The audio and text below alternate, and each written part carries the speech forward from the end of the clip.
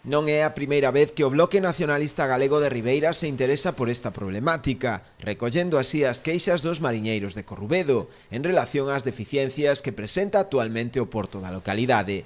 A través do seu grupo parlamentario pedirán no Parlamento explicacións a Portos de Galicia sobre o seu estado actual de abandono e que se habiliten partidas orzamentarias para o seu arranxo e mellora. Entre outras actuacións reclaman a construción de chabolas para poder traballar baixo cuberto e non baixo as inclemencias do tempo como acontece actualmente.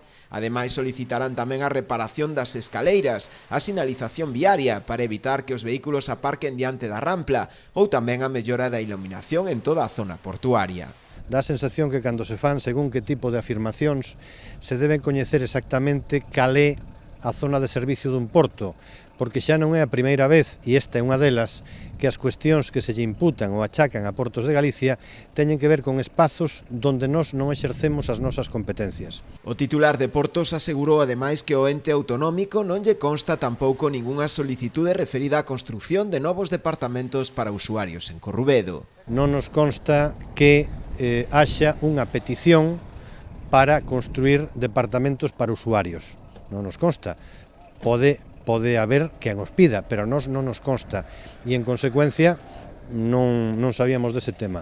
E despois outra serie de cuestións que teñen que ver con rampas de acceso, etc., bueno, pois forman parte, digamos, dos traballos que hacemos nós, sean de mantemento e mellora ou de boas actuacións. O que hai que decir é que Portos de Galicia inviste todos os anos preto de 3 millóns de euros en tarefas de acondicionamento e mellora no conxunto dos portos e, lóxicamente, en moitas ocasións, non só porque se fai, porque xa está planificado, senón porque así se nos traslada.